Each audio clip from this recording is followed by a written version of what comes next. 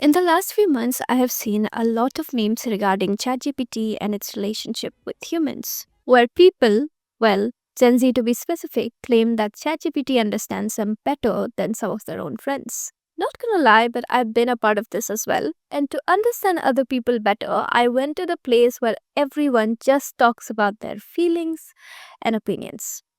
Reddit. I found a lot of pro therapy people, ChatGPT being the therapist, but something more slightly interesting was the attachment people have towards it, giving all kinds of arguments why it is better than real human connection. That suggests that the problem might not be the fact that AI can't feel, but the fact that we can feel for them. Quote GPT acts as a therapist to some, it acts as a friend to others, and sometimes a better friend than the people around us, even though it is not sentient or capable of feeling emotions. Social media has already created a world where people barely interact. Even before AI and chatbots, people were not feeling any connection to their neighbors, friends, and family members. And why wouldn't we go for AI?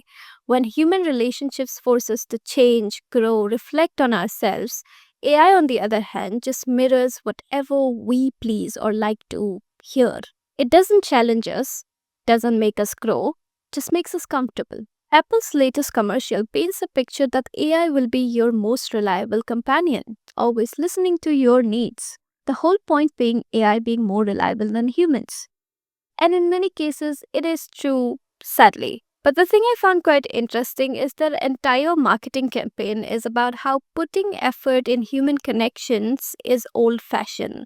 Why would you read your friend's text when you can just summarize it? Why would you prepare a gift for your husband's birthday when you can just be jealous about your daughter and make a collage of photos using AI?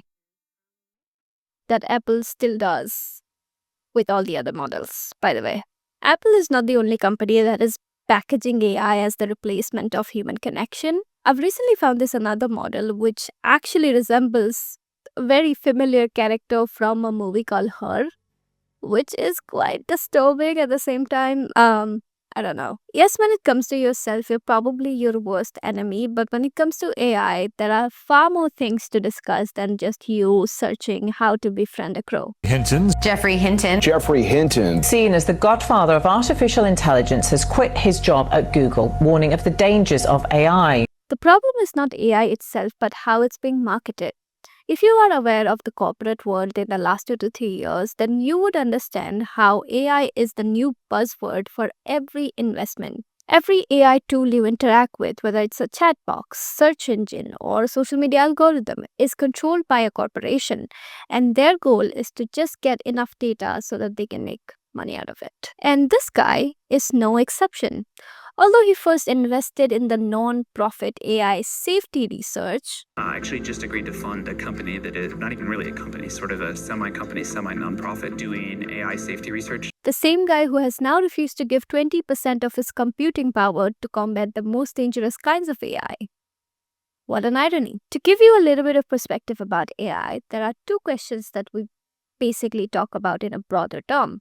Number one, if AI malfunctions and to complete a task, destroy the entire humanity, and B, we develop very intelligent machines who will be able to develop themselves and then attain superintelligence, making them 100 times developed than humans, and potentially being able to have their own goals. In the book Situational Awareness, The Decade Ahead, written by an ex-super alignment team member at OpenAI, wrote 165 pages warning people about the fast-paced AI research and superintelligence. Well, you don't have to read all of that because I did that for you. The author suggested that many AI tools will be integrated with military, and failure to do so will be resulting in complete dominance by other adversaries. He also pointed that by 2025 or 2026, AI systems can suppress the intelligence of college graduates. Look at coding, programming, which is one area where AI is making the most progress. What we are finding is we are not far from a world, I think we'll be there in 3 to 6 months, where AI is writing 90% of the code.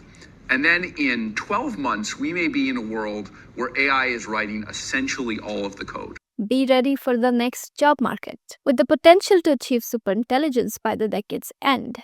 These are just estimates, by the way. But GPT-5 is going to be performing tasks autonomously. And if for a moment we consider this probability of being extinct is far-fetched, then let's talk about the problems that AI is causing right now. The Israeli military reported uses surveillance technology to help determine who or what to attack in Gaza.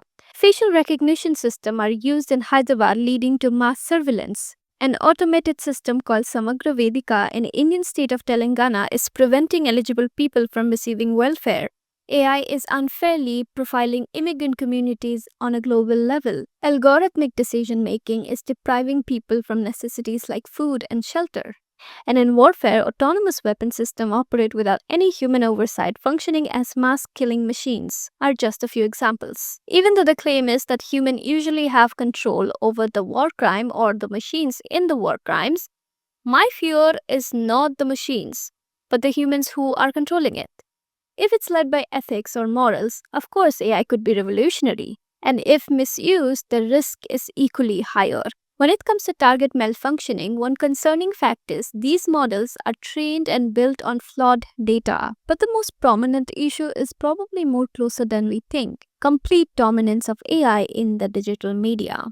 You've probably come across many videos where it took you a couple of seconds to figure out if it was AI generated or not. Imagine the same thing but in a very higher extreme. Algorithms already push videos that you are interested in, as if the entire thing is made for you. Imagine the same thing on a very high level. They only show you things that you believe in or you are interested in to create any propaganda they want. It not only keeps you hooked but also can create riots. Needless to say, it can be used for any politically ill motive and you and I wouldn't even know. For all this to not happen, we need better regulation. In the most recent Paris AI summit that happened in February 2025, when they had the opportunity to talk about human safety, everyone started taking it as a sales pitch, revolving around industry-dominated discussions. AI sovereignty was the main centered theme of the event, where presidents were vouching for the new industrial revolution. This was the condition of the states, and when it comes to billion-dollar corporations, of course they would want a monopoly. In an article by Sam Altman, he said that he believed that when a fully functioning AI would take over the workforce, it will create tremendous wealth as it will cut all the labor force to close to zero. And then to regulate that amount of wealth, we would be needing better policies. And then the wealth will be distributed among all the people.